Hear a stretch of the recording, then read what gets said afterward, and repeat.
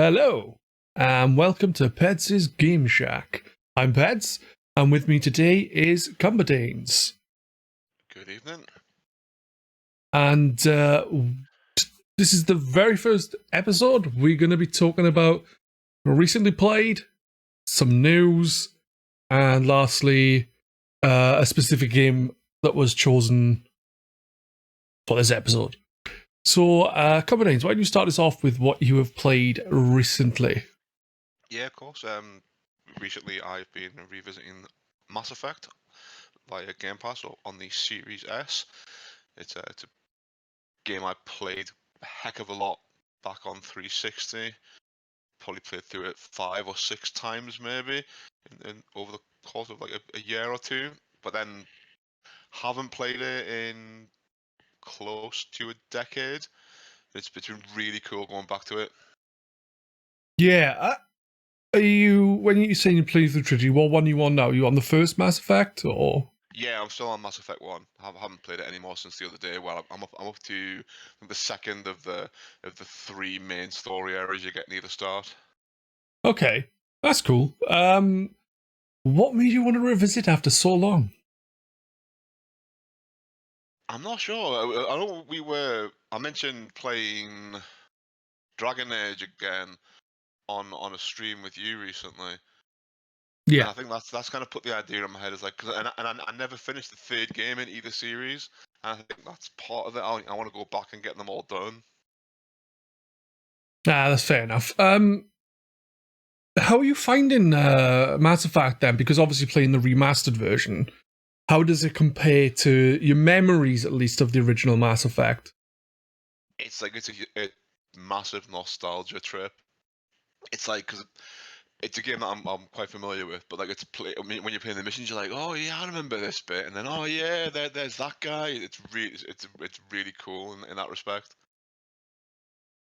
Yeah. Like when you do little side quests, like the bit with like the Hanar who's like a preacher, and he's not allowed to preach in the Presidium, and like you've got to try and decide who you want to side with, either the Hanar guy or the guard who's trying to arrest him.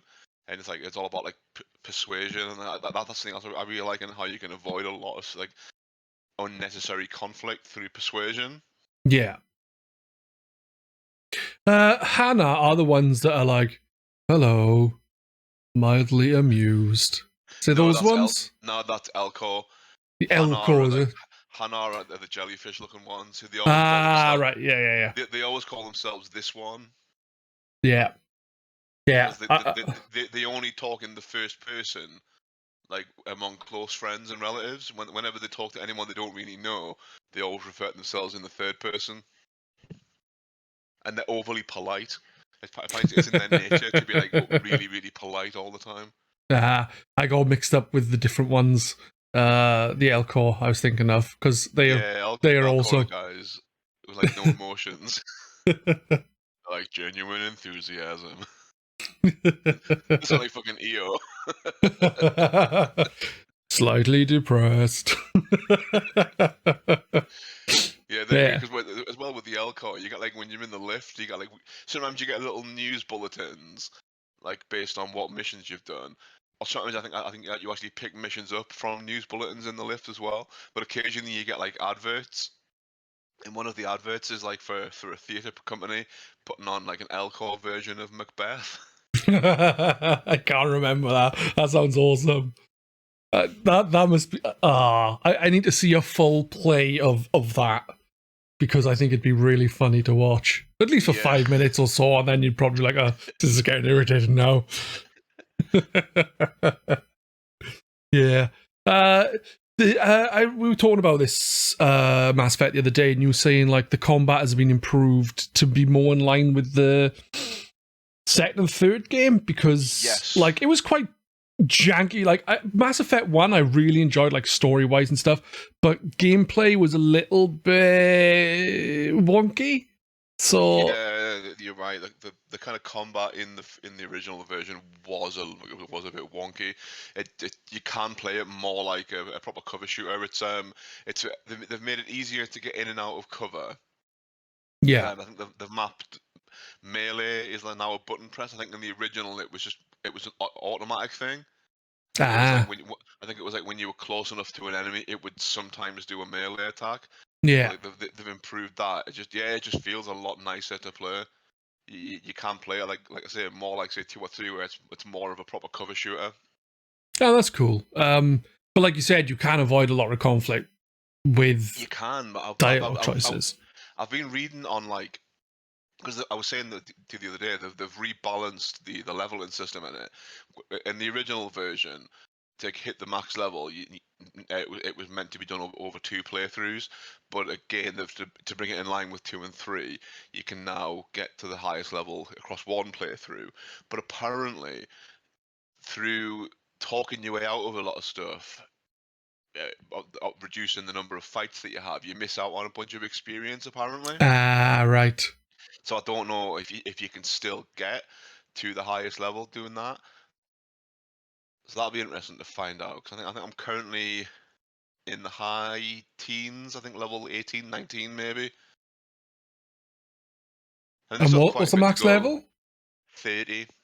Ah, In the original, it was 60. right. Fair enough. They've Because cut the levels in half. kinda, there's 2 modes. There's like classic mode and remastered mode. In like in the classic mode, you can still have the level cap be 60, but like you still need the same XP to get to level 60 as you would to get a level 30 in the remastered mode. Just you level up more often. That's In the weird. remastered mode, you level up less often, but it requires the same XP to get to like I say to get to the max, but you get more skill points every level. So say on classic mode, you might like you level up because you level up more often. You might get like 2 skill points per level Yeah. for Shepherd, and then 1 for everybody else. On the remastered mode, you get like I think it's 6 points per level for Shepherd and 4 for everyone else, and then I think it reduces down to 4 for Shepherd and 2 for everyone else partway through. Yeah. No, that makes So, sense. so it's kind of the same but different almost. Yeah. No, it's strange. It seems. It seems a bit not pointless, but like an odd decision to make because you're still getting the same. You still need the same amount of experience to hit max level. Like, why have the 2 modes? I don't know. Yeah, it is a bit odd. I think it's just because I think it again it just brings it in line with 2 and 3 where the max level was 30. But then Yeah. they've included you can still go to level 60 if like people who want to play it the way it was. Yeah, that makes But sense. again, you can still kind of hit the max level across 1 playthrough rather than 2.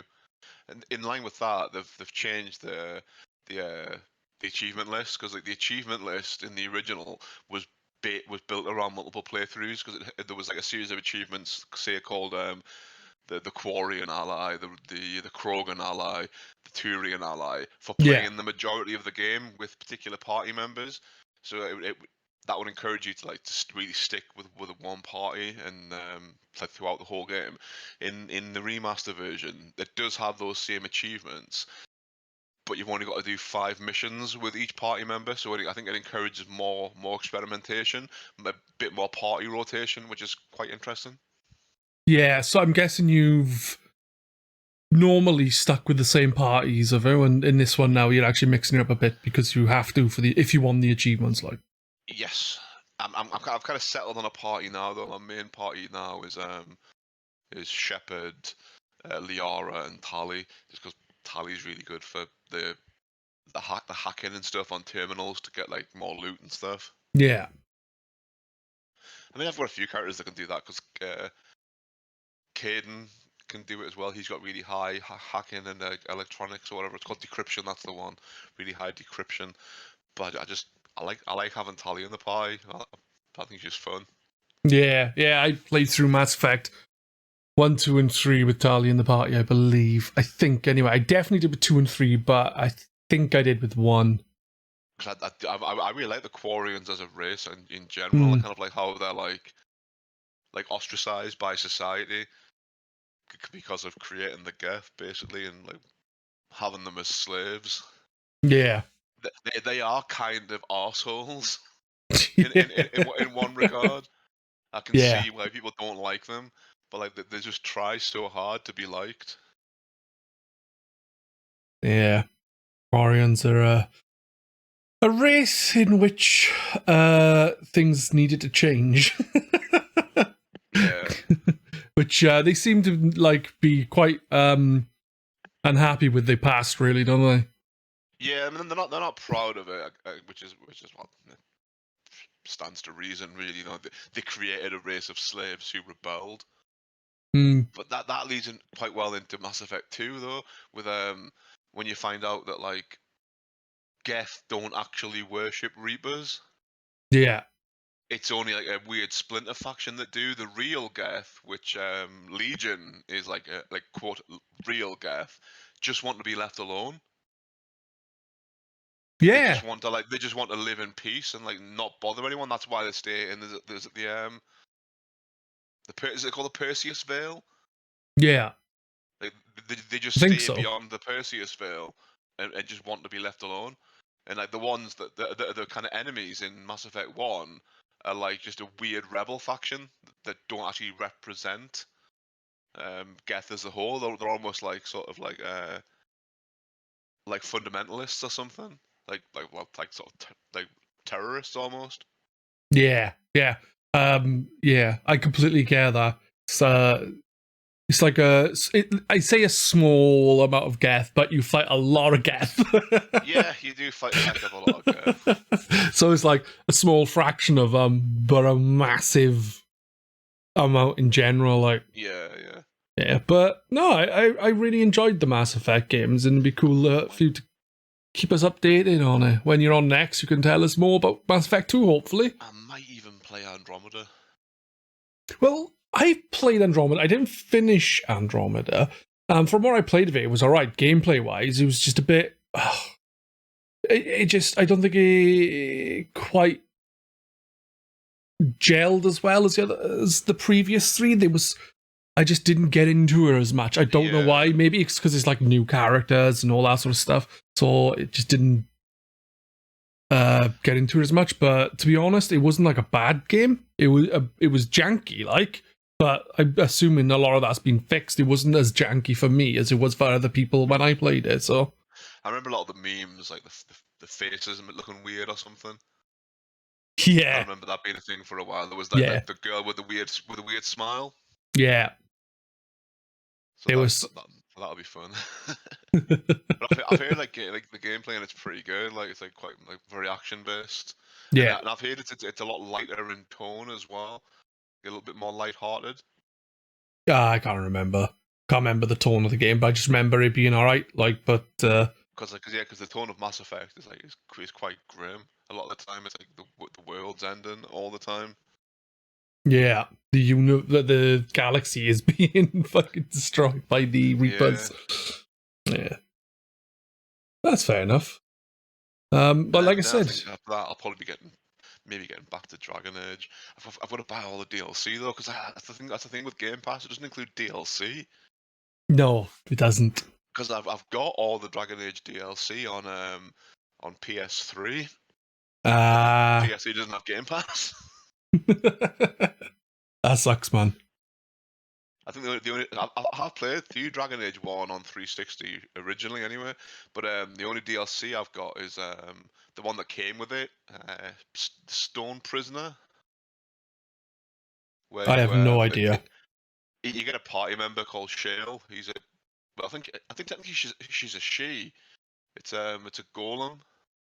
All right. Like, and it's quite funny in the story when you meet them because it doesn't have like that has some sort of magic item that makes golems move, and someone's removed Shales. And the whole quest is you've got to find the key to get it moving again. But it's just like stood in like a statue, and it's alive and fully aware of its surroundings, and it's sick of getting shit on by pigeons.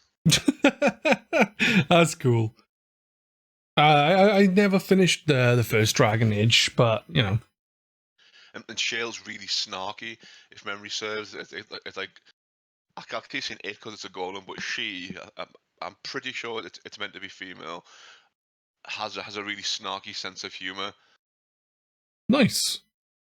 It's always sort of like cracking wise and like really sarcastic. It's a great character.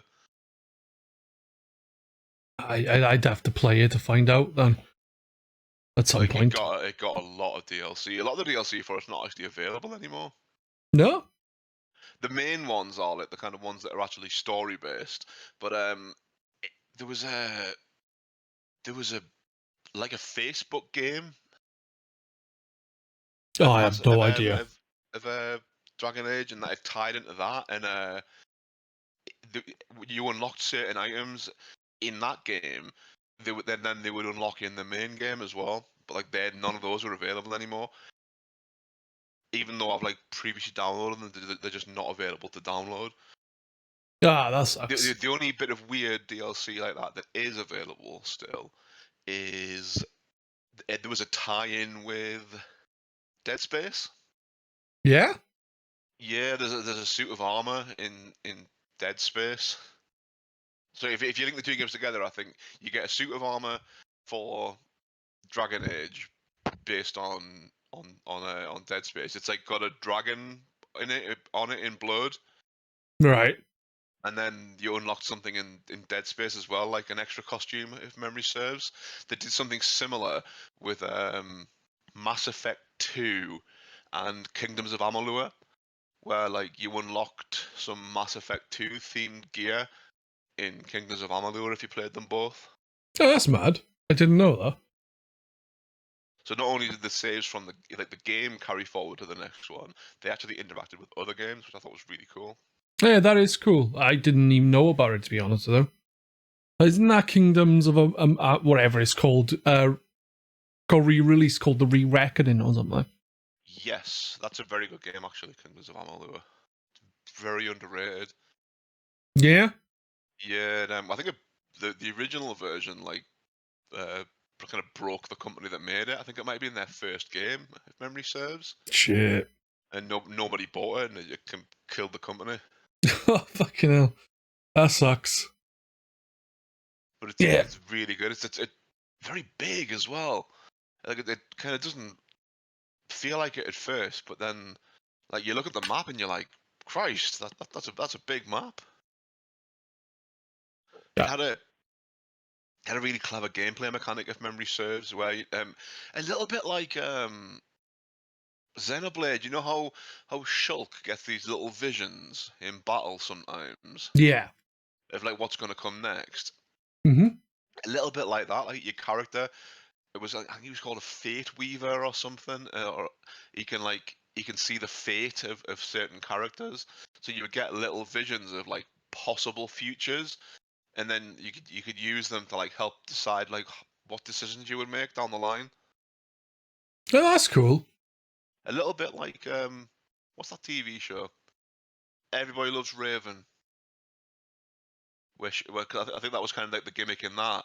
She would have little visions of the future, but she would always misinterpret them. Oh, I know what you're on about. That's So Raven. Yeah, that's So Raven, yeah. Yeah. I was like, when you said everybody, I thought you were on about Everyone Loves Raymond. Raven, yeah, sorry, yeah, that's So Raven, sorry, yes. It's like, yeah, she would have like little visions of the future, but she would always misinterpret them, and like hilarity ensues, sort of thing. yeah.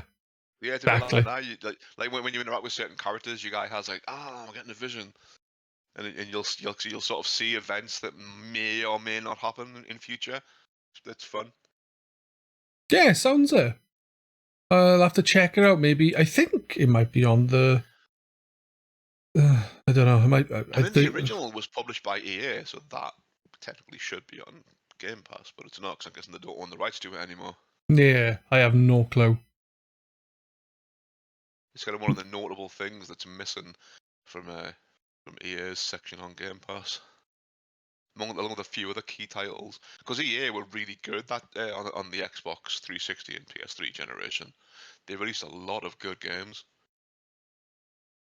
Yeah, EA are weird, man. They like released these like really janky, wonky, but not even janky. Well, they just release the same. Well, some of them are, but they release these games over and over again every year, or they release like certain franchises repeatedly, and then sometimes they'll have these really cool games, like 1 or 2 of them, and then they'll shut the company down because they didn't do good enough. It's annoying, but yeah, it's a shame. Because that generation, they did a lot of really good stuff, like Alice Madness Returns, Shadows of the Damned, the Kingdoms of Amalur, the Saboteur, and then all the stuff that Visceral did. So like, what is it? Dante's Inferno and Dead Space. Exactly. And then they closed them down. It's like, really? Dead Space is coming back though. It is. It's like it's got like a remake, isn't it? Then there's that other game that kind of looks the same. What's it called again? Is it something Protocol or? Yeah, Callisto Protocol. That's the one. Yeah. Yeah, I had to think then it's Callisto Protocol. I think. I was gonna say Alpha Protocol, but that's a game by Obsidian. Yeah, that's like an RPG, you know. Yeah, a very good RPG actually.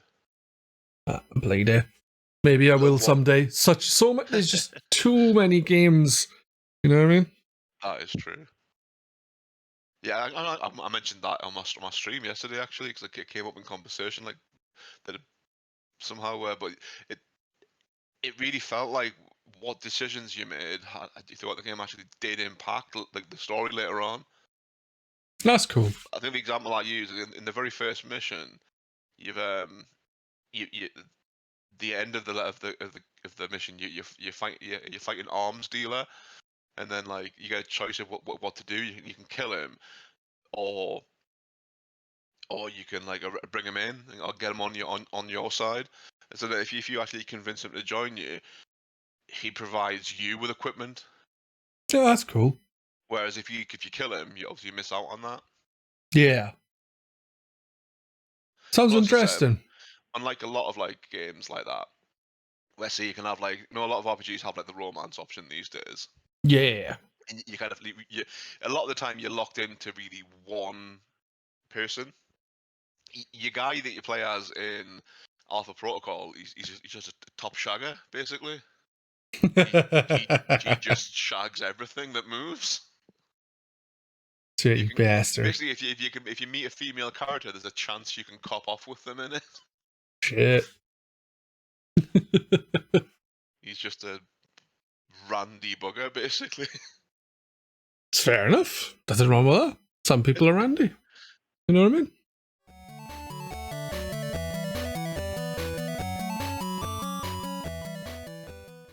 We're going to move on to the next section now then, which is going to be news.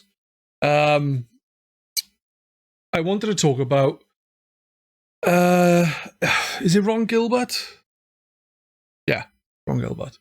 He is bringing back Monkey Island with Return to Monkey Island, I think it's called. And after the recent E3-like events where it was shown, he was getting a lot of I would say negative feedback, but it was more than that. He was getting like really nasty comments and things, and he said then that like he's gonna stop sharing information on social media and the internet because they're just making things like not fun kind of thing.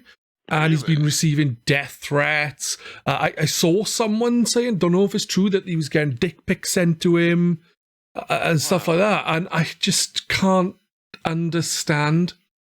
Yeah, I was wondering what that was about, because I've not actually seen this, but I was on Twitter this morning. I seen Paul Gannon tweeting about it, and he said he was like sort of making it sound a bit like the backlash against Wind Waker.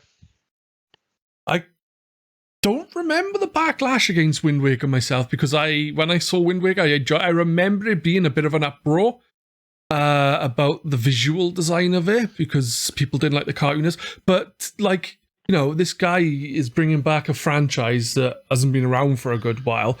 He's one of the original co-creators of Monkey Island. Yeah. And because it doesn't look to everyone's tastes, he's getting death threats, possibly dick pics and loads of other stuff, and he's just like, nah, I'm off the internet for this kind of thing. You'll just get updates when you get them, kind of thing.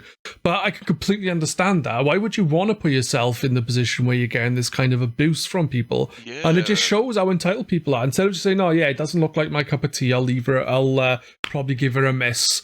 It's like, nah, dude, I don't like the look of your game. It's the worst thing ever. I'm going to kill you. So what is it? Is it like the art style's been changed or something? 'Cause I've not actually seen much of this. All I really know is that tweet from Paul Cannon. Yeah, well, I think the return to Monkey Island, we did, I think it was me and you, when we were talking about it on the Xbox Showcase. I think it was shown then. Oh, yes, it was. So I think the art style is different, so people don't like it. Well, some people don't, some people do. And like, one of the things he said was like, if you don't like it, that's fine. You know, you can just say you don't like it. You don't have to be abusive. Yeah. But it's made him and his team, I believe, want to not bother with like posting updates and information on the internet. So I think they're just like gone. Wow. And there's... I'm a gamer, as they say, you know, but I don't understand this weird toxic mentality that people have, and like massive entitlement of, this isn't the way I want it, you need to change it like right now. And instead of being like, oh, we'll just play it. I remember like Bloodstained, Ritual of the Night. That had a bit of like, I didn't even realize, I was like, oh, this looks good, like I backed her and everything, and I thought it looked good. But they had a backlash about it not looking good, so they like completely updated the graphics, and that's why it looks the way it does now. But I still think that's quite an ugly looking game in places. The character models aren't very good. But the thing is I was fine with it. Like in the original state, I was perfectly fine with it. But then you have people doing the same thing there. I think I can understand criticism, but when it goes into like major abuse of a person to death threats, it's just it's more than over the top. It's fucking ridiculous. Yeah, that's really, really not on. Like, just get over it. Like, it's a fucking game. Grow up. It's just a video game. Grow up. Exactly. If it's not for you, don't play it. Exactly. Don't like rain on everybody's parade. Like let the people that want to play it, and just leave it. Just shut up. Yeah, like forget about it. I can understand people saying, "Oh, look," like literally just go, "I don't like the look of the game," but I think what people are doing is shitting on everyone else who wants it, as well as like the creators and everything, and it's ridiculous, Garen, man. And it seems to be like really constant now with it happening. It's happening all over the fucking shop. Wow. Like so many game developers are getting shit like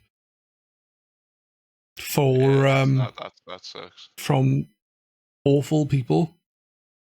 The reaction threads to like, I think we mentioned this when we've done live reaction stuff, where you see like the reaction threads to like these games shows, and it's like everyone's just really negative. Yeah, it's just change the record. Yeah, change like the record. I've said myself, like, oh, you know, like say a Nintendo Direct. I'm like, yeah, there's nothing there that really was for me, but there was some good looking stuff there for other people, and most people are like, yeah, shit. And it's like, well, no, it wasn't shit. It just wasn't to your tastes. Yeah, just because you don't like it doesn't mean it's shit. Yeah. Like, I don't like, getting back to EA, I don't like a lot of EA's output. Like, I don't play FIFA, I don't play Madden, NFL and all that, NHL rather. Like, I don't play any of that sort of stuff. But I wouldn't say it's shit. No, it's just like, not for you. They're well-made games. It's not my bag. I wouldn't like shit on anyone else for liking it. Except for Java. Apart from maybe those people who only play FIFA, and they'll buy a brand new console just to play FIFA, which I know a couple of people like that, and it really, really winds me up for some reason. Like, why have you spent like £400 or £500 on a new console just to play FIFA on it? Yeah, it seems a bit excessive. It just seems like a silly waste of money. It does. But I know people like that who like only play FIFA, and it's like, oh god. I don't. Most people I know, if they play games, they play a variety of games. But Christ, a former colleague of mine, like kicked his 360 out of like an upstairs window after losing on FIFA. He literally kicked the console out the window, like. Yeah, he like sort of just like picked it up, like just kind of dropped it and just volleyed it out the window. Oh my god! Why would you do that? Yeah, he had like a really bad losing streak on FIFA and threw a wobbler. Yeah, Again, that is messed up, man. It's just a game, like. I did get Garen and I like sometimes I'm playing the game and I'm like, ugh, but I'm not gonna break or my shit or kick it out of a window or anything because like I've never broke a console. I did have a PS3 pad that had teeth marks in it. Where you bit it from rage. Yeah, I lost my temper and I can't remember what game it was. It was so long ago. And That's a shame. Just bit one of the kind of the prongs on the side. There was very distinct teeth marks in it. Still, Dark Souls, to be fair. Yeah, it could have been Demon Souls, maybe. It was PS3 pad. Maybe. Bloody games. But yeah, my point is people need to get a fucking life and let people get on with things. If you don't like it and you want to comment. Just say like, yeah, I don't like the look of the game, not for me, or something along those lines. Criticize the game in a, you know, a decent way. Don't be an asshole. Yeah, I think we need more. The world in general, I think, could do with more constructive criticism. Like, don't be a dick. Yeah, that's the basic way of putting it, isn't it? Say what you think about it, but don't be a dick about it. Exactly. You know, other people are going to enjoy things that you don't enjoy. Deal with it. Just don't ruin it for those that do. Exactly. Like it, or that do want to enjoy a product. Like, don't ruin it for them, and don't treat the creators with just a modicum of respect. Yeah, exactly. No, it's just general. Like, just don't be a nice person. Exactly. Like, you don't have to like everything, but at the same time, you don't have to be an arsehole about it and give the creators shit. Exactly. Just, you know, I get like people being up in arms about like certain things in companies, like treating their staff like shit or predatory things. That I can understand a massive uproar against, but just because you don't like the look of a game, what the fuck is wrong with you? Yeah, it doesn't make sense to me at all. That sort of thing. Like I said, it's just entitlement. No, it is. Yeah, people just seem to think the companies owe them something. It's like they owe you nothing. At the end of the day, they're just trying to make money. Yeah. They don't owe you a thing.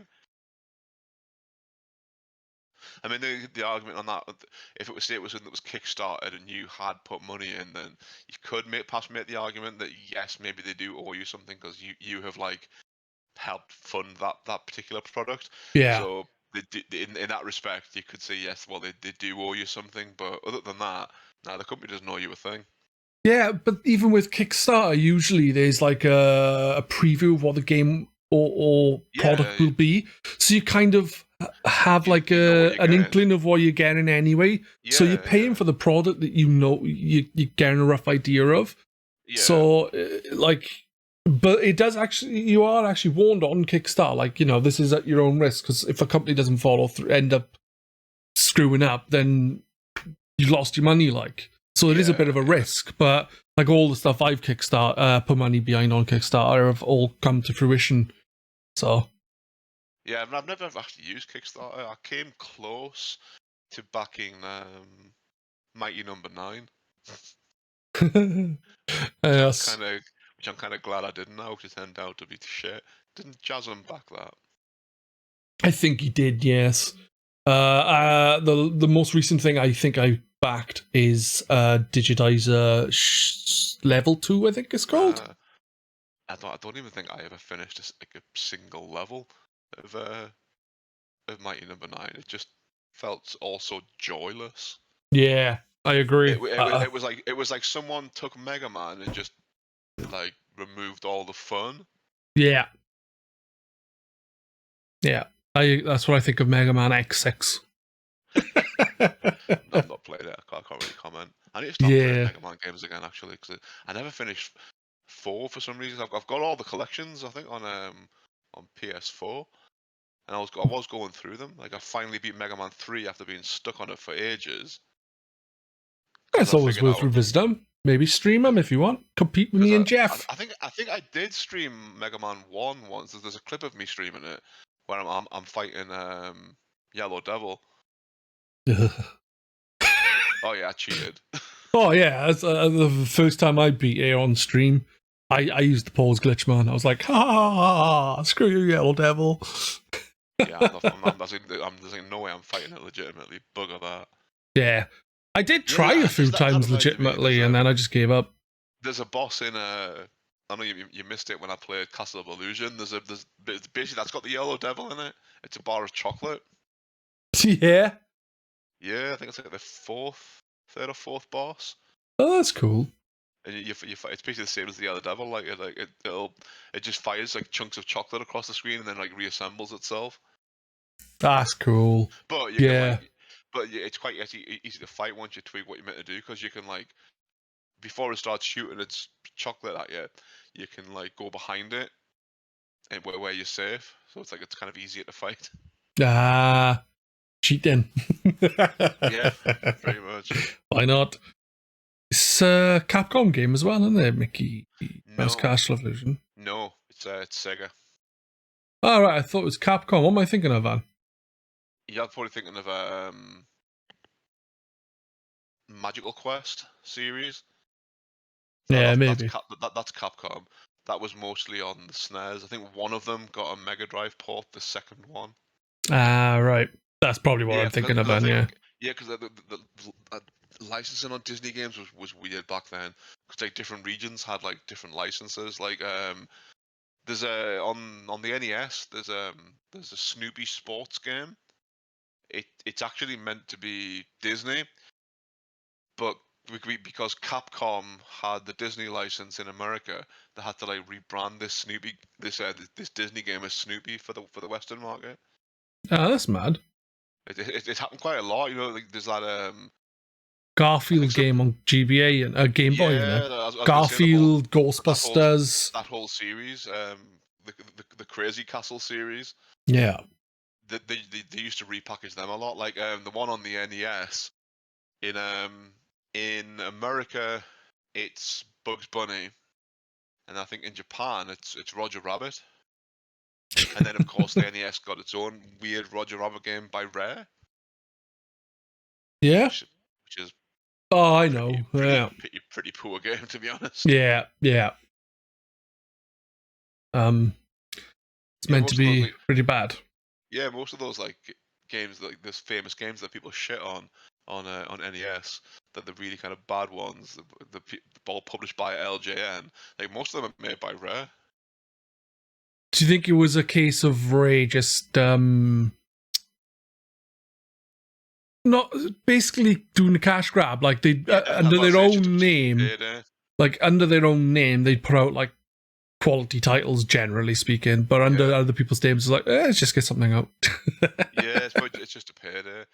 Like because Rare also made that a Nightmare on Elm Street game, which from what I gather isn't actually that bad a game. It's just doesn't really fit Nightmare on Elm Street. I've heard that it's better in 4-player as well, because I think it's 4-player. It is, yeah. It's a 4-player co-op, which is weird for the NES. Yeah, because they also made like Beetlejuice as well. I don't know. Which is like notoriously bad. Yeah, well, it's just a bit of pay and payday. Yeah, I think it was just payday to them. Unfortunately, it's like in that respect, it's the consumers who suffer. Like, because they are paying like 50 quid or whatever it was for a game back then. I can't remember because I never used to buy them. My parents did at that age. Yeah. For us, it was like, you know, our parents would buy us like a game for 50 quid, and then we'd be stuck with this one game for months on end, right? Trying to enjoy it just because we wouldn't have any other games. Yeah, I remember that. You'd be more inclined to like to stick with a bad game because like it cost like so much money. Yeah, And I remember Bart versus the Space Mutants. Oh, the time I put into that, and I don't think I ever finished the second level. I used to really like Bart versus the Space Mutants. I had the Atari ST version. The And NES. I played that to death. Like, I was convinced it wasn't beatable though, because I got to I could get to the final level because there's only 5 levels. Hmm. Like I could get to the final level, I could just never finish it. Typical. I was convinced it couldn't be beat, but I have since finished the Mega Drive version. Well, I know what I'm going to be requesting for your stream next. I'm going to specifically request the NES version because that's what I had when I was a child.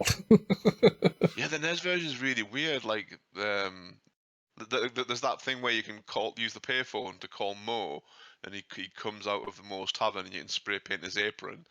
But like, in the NES version, it's just not Mo at all. it's just a generic NPC that looks nothing like Mo. At least in the 16-bit versions, it's quite clearly Mo. Yeah, well, this NES high-resolution graphics, they're not as high-resolution as 16-bit ones. Speaking of the NES, we should move on to our next segment.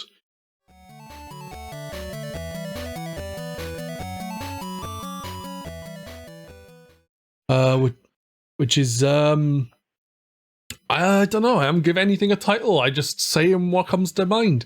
But we'll move on to the next section where we'll talk about a game that we've both played recently that was picked specifically for this podcast, and that is a game called Infernax. You were the one who actually, when we were talking about what to play, you were the one who mentioned Infernax because I hadn't heard of it. And it appears it came out in like February of this year, I think. Yeah, so it's a relatively new game, but it's like a NES inspired Metroidvania, or as I like to call them, backtracking adventures, because there's a lot of backtracking and adventuring. But because it was your choice of game, I think you should tell me what you think of it to start with. It's a very, very good game. Putting it simply, I highly recommend anybody to play it. It's not an easy game by any stretch of the imagination. There's some very, very tricky platforming in it. Well, say that. I played through the game as on my second playthrough. I thought it was very easy in comparison to my first playthrough. Because I had a gun. Yeah, I've given that one a try. It's just ridiculous. The bosses die within seconds. I didn't get that far. I only just walked along the screen a little bit. But yeah, I can imagine that helped me. Particularly that boss where you need to fire projectiles back at it. Yeah, you just stand there and shoot it. Yeah, that sounds like a lot easier because I struggled with that fight. I just couldn't get the timing down. But yeah, I finally beat that this morning. This afternoon on my lunch break.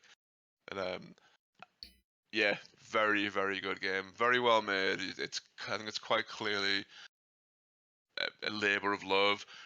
It's made by people that liked that era of gaming, passionate about it, and really wanted to put their sort of spin on it, but really up the ante of what can be done with a game like that, because it's a very good looking game as well. There's very nice background art. There's really good parallax scrolling.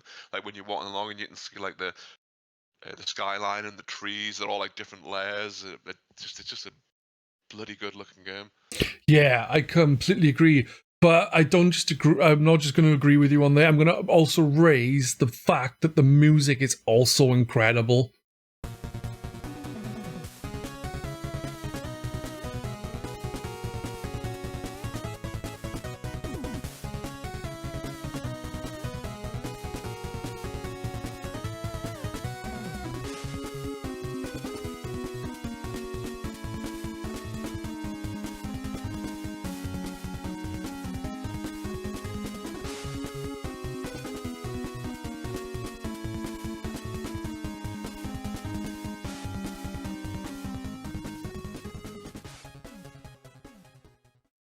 Yes, very good music. What, Um, one other thing I know, sort of kind of on in a music vein as well. The achievements are all named after heavy metal songs. I didn't notice that.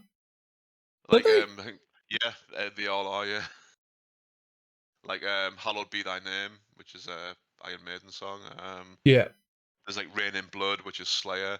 Yeah. There's a "Holy Diver" by Dio. Holy There's Diver. Is it that one? yeah. One of them is one of them is actually is a song by Guar. I forget which song it is now. I And like didn't even notice that, and I like some of these like I was songs, just you know. yeah, I only noticed today. I was looking at that. I was like, these are all songs. It It makes dawned on sense. me. I'm not, I was It like, it yeah, makes sense that they've used heavy metal songs as achievements because the game is based on like demons and stuff and yeah, yeah, metal satanic and yeah. stuff. So like, did you get the like? Spoiler alert: there is uh, uh, a system in place in the game where you can become good, evil, or like pure evil or pure good.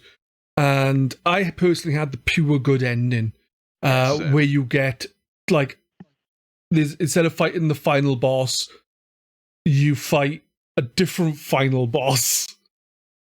yeah, And so you did that as well because that dungeon was a yes, bitch, man, compared to the rest of them. Because there's so many other bosses to fight yeah. throughout. Because you refight a lot of the older bosses. It's sort of very much like like a Mega Man game where Yeah, you've got the boss rush at the end because you do refight most of the old bosses, and then there's a couple of new ones. There's like a big sort of worm yeah. creature that like there's a big like sort of a laser blast. That was new.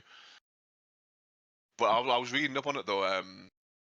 Apparently, like every ending you get contributes toward your completion percentage. All right. And when you get a completion percentage of over 94, you know the guy who does the exorcism, Yeah, that Gregor, I think he was called. After he does the exorcism, I think he mentions something about like speaking to him later. If you go yeah. back to him with 94% completion, you unlock like the real end boss, I believe. All right. So there's another end boss again. Yeah, you've got to, but you've got. I think you've got to beat the game all 4 times and get all 4 endings. So the regular good, regular evil, ultimate good, ultimate evil, Well, that and shouldn't be too because difficult each if one. you play through with a gun because it's quicker. Plus, you can put the because I got a list of all those Game Genie codes because well, again, spoiler, it's got a built-in Game Genie called the Game Wizard, Yeah. and one of the Game Wizard codes in it is the invisibility code.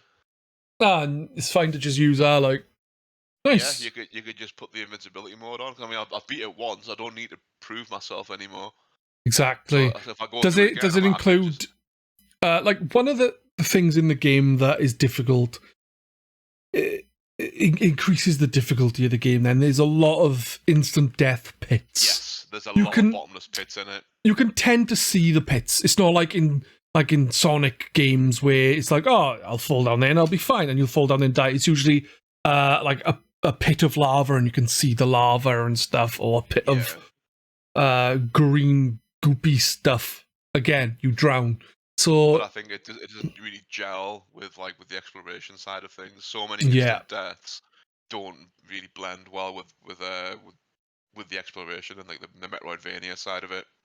yeah, And exactly. it becomes more and more frequent as it goes on. I think that is one sort of flaw I would raise with it is it bottomless pits or fire pits or whatever become more and more common as the game goes on, Yeah, and then it definitely begins throughout to the be some dungeons. really really tricky platforming. Um, but I can't remember what my point was now. My point was,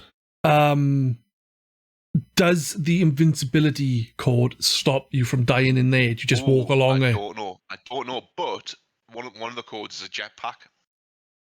Ah, so you just fly around. Yeah, so you can like fly over pits. One of the codes gives you a chainsaw.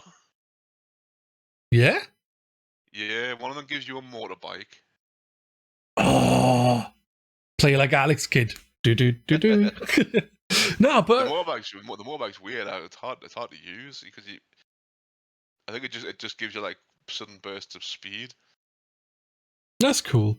I'll have to have a look at the codes. The only code I've used is the extreme gore code. Oh, that's ridiculous. Fuck me. I killed like one enemy. There was more blood coming out of that enemy than there was out of one of the bosses, which spray out loads of blood. It was awesome. It's ridiculous. It is for like an 8-bit styled game, it is surprisingly very gory. Yeah. I would say that it's like the goriest game I've played this year so far. It's up there like, in terms of like gore with something like Robocop versus Terminator. Yeah, I love how they turn to like puddles of blood, like explode. I love it. What's that boss in Infernax? I think it's like the second main boss, where he's cut in two and all all of his intestines are hanging out. Yeah. Yeah. I think it's like a gold kind of knight or something who's like all his guts are hanging out. Exactly. Yeah. That's the one. It's kind of like floating. It kind of reminds me of Mother Brain. Yeah. Not in terms of look, but in terms of the way the fight is until it starts flying around. But weirdly, like, that's something else I kept saying while playing it, is that the bosses are all pretty easy. Yeah, it's surprising how easy the bosses are in comparison to the rest of the game. Like, getting to the bosses can be a pain in the arse, but then when you actually reach it, you're like, oh.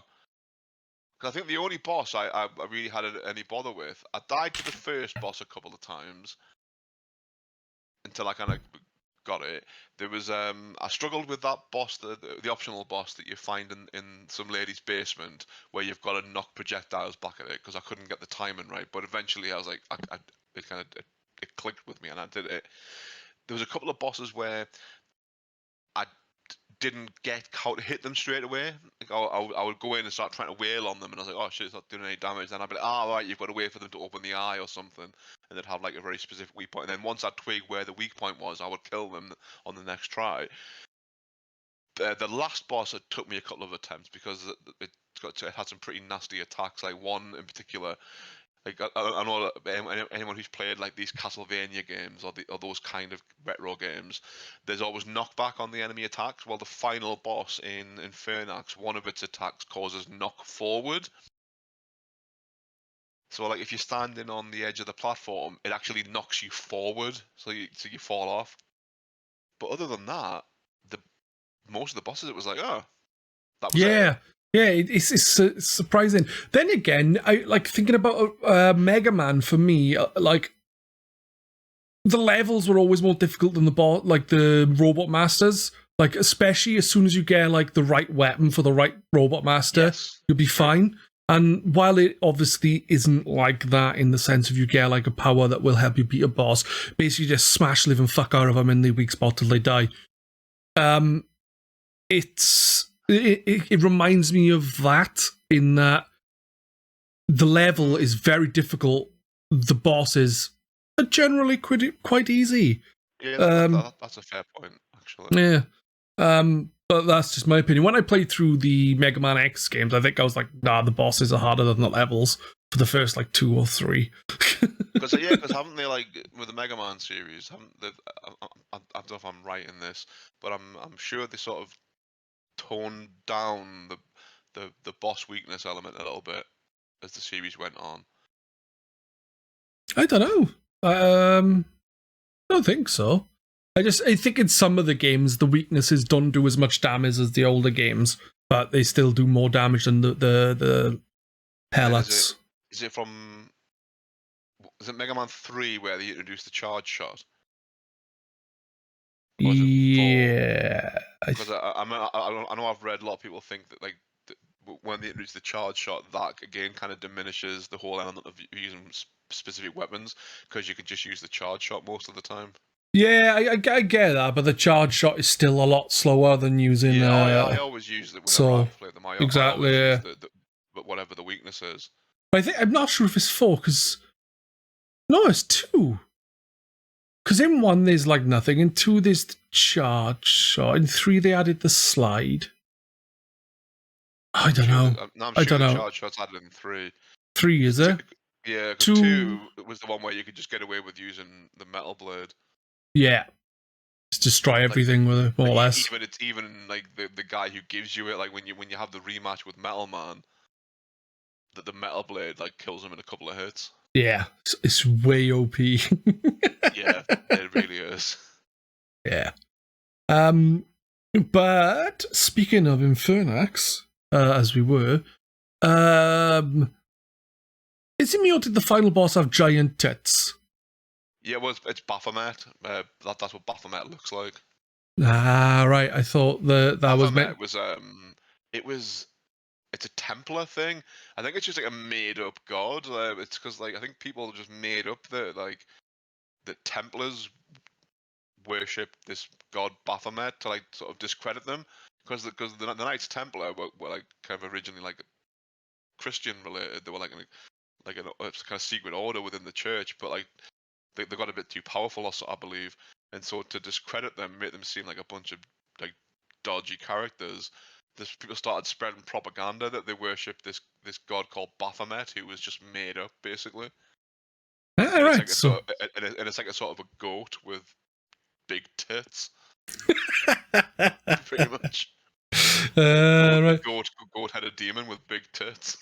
Yeah, I was like, are they tits or are they? I wasn't sure if it was like because the game is really well like visually really well done, like the sprites and all that. So I was unsure if the sprite work was a bit wonky and it was just like really weird shaped chest, or if they were actual tits. No, they are definitely breasts. If you look up if you Google like what Baphomet looks like, it is like it's like a cross-legged goat demon with wings and large breasts. Yeah, fair enough. Yeah, I really enjoyed the game though, and I played through it twice. I played through once normally and once as using the Konami code to become Maxim Gun or whatever his name is. That's actually really cool because when you do that, because like it even jumps like Contra. Yeah, with like the somersault. The somersault jump from Contra. What's interesting, like, similarly to like say like Zelda, where you get a slightly different game if you put your name in as Zelda when you beat it. They do something like that, don't they? Where like you unlock a book when you finish the game. Yeah, It's got like some like limited information about stuff like artwork and that sort of thing, if memory serves. yeah, But then it also says, oh, why not try entering this as your name? And you can like play as slightly different characters. It's a bit like what you can do in Symphony of the Night. Like when you once you finish Symphony of the Night, it'll say, why not enter your name as this? I think you enter your name as Richter. Richter, yeah, and Yeah. you play Richter mode, and then when you beat Richter mode, I think you can then play Maria mode as well. Yeah, I think so. Yeah. Where you play as Maria, so it's a bit like that. I gave that new character a try, and I wasn't keen on it. I didn't like how you've got to like wait for the magic to charge. Yeah, I think that'll be more interesting the further you play with like having more mana and you must stuff. You must get like different attack spells because you start off with like a sort of a fireball attack with it's like a wizard that you unlock up. Yeah, yeah. And yeah, you start off with a fireball, but then yeah, you can't just use it all the time. You've got to wait for your meter to fill. So yeah, I assume you must get different spells, the different attack spells to use. Yeah, I'm assuming that's the case, but I've only done like the first boss with that character. I know there are more characters, but I don't know anything about them. Yeah, there's quite a lot. Wow, because I am thinking at some point of, like I say, with having those cheat codes in it, just doing some multiple playthroughs, trying to get the other endings. Particularly, I want to see how the game pans out differently if you're a dick, because you can do some mad stuff in it. There's like you meet these evil characters who are like, oh, go to the church and like destroy the holy book that they keep there and stuff like that. Or there'll be a guy who will try and get you to break a dam to flood some villages. Yeah. It sounds like you can be a bit of a bastard. How about you burn this village? A Okay. Yeah, there's one guy wants you to burn all the villages, which I did by accident. I did accidentally burn one of the villages. Like well, spoiler alert, you cast the lightning spell while standing in a village, and it all just catches fire. But I did it because one of the villages is full of monsters, and I just cast the lightning spell to kill the monsters quickly. And then I was like, oh fuck! That's a Thankfully, restart, like. yeah. Thankfully, I'd saved recently. I was like, oh yeah, I'll go Yeah. save that. That Well, wasn't meant to happen. I've had 2 glitches on the game, right? Really? Speaking of, yeah. One was when I was in a dungeon. Fortunately, it didn't really affect much. I tried jumping up off like the spikes that fall down, and you could jump on them, kind of like in Castlevania, but without being able to jump on them. I think. Oh yes. Yeah, so I jumped on that, and then I tried jumping up onto a platform above it, and for some reason I like warped through the wall and fell back down onto the floor. Oh wow, I've not seen anything like that. So luckily that was the only time I've seen it happen. The other one is when you have to do this certain mission. You speak to someone, say you're ready, and then a door gets busted in, and then you enter the area and kill the people inside. Well, I accidentally spoke to the guy again as I was trying to enter the door. Okay. And what happened there is he said, "Are you ready?" And I was like, "Oh yeah, I'll say yes again." And then I walked to where you stand, like automatically walked to where you stand before they smashed the door in. My character was just stuck there. I couldn't move. I couldn't do anything. Oh, wow. So I had to like restart, like reload my save, which meant I had to like kill a couple of people again, which was fine because I turned the gore on and it was funny. Yeah, that's really weird. I did it. There's a cool little Easter egg in it. There's an achievement for it. You know, in Castlevania 2, where there's a bit where you've got to kneel next to a wall until a tornado comes and takes you away. You can do that. All right. Well, what is that? I'll have to do that. It's near the graveyard area. There's like, if you go where the graveyard is, you kind of go back to the main road above it, and then walk as far left as you can. There's like a set of like steps and then a big wall in front of you, and you can't really go any further. If you crouch next to that for about 10 seconds, the tornado comes along. That's cool. Yeah, we're going to have to wrap up soon, as I wanted to try and keep this to roughly an hour instead of the other podcast that we sometimes do, which is like 3 hours long. But yeah, I must admit I really enjoyed it. I'm glad you actually mentioned it because it's definitely like one of the games this year I've enjoyed the most. I'm actually, I think for me, I'm actually going to say it's my game of the year so far. Which is really granted, cool.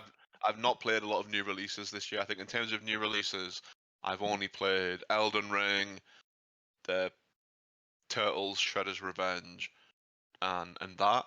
And I think actually of the 3, I think Infernax is the one that I've enjoyed the most so far. That's fair enough. It's just a great game. I haven't played a lot. I'm glad I heard of it. Yeah, I haven't played a lot of new games this year, but like generally speaking, even the games that are from before this year, I've enjoyed it more than a lot of them. But yeah. Actually, no. I've also played Iyuden Chronicles. That was also a new release this year. But yeah, that was really good, but also really tedious in places. Yeah, I remember you saying a lot of side stuff you have to repeatedly do. Everyone's got like stupid little side quests for you to do, and it just got boring. That's the thing with the first as well. That's got a lot of side quests, but like they're all quite fun to do. Yeah. Like it'll lead you to they all lead you to like extra bosses and stuff. And it's all stuff you could quite easily ignore because you could just go for like, I'll beat the 5 main dungeons and move on.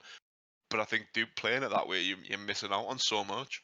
Yeah, and it's not like it's definitely not tedious in this. Like it's really not. And there's always a reward, so you'll get the best gear is like kind of hidden behind side areas. There's abilities like the downward slash attack that's hidden in like a hidden area.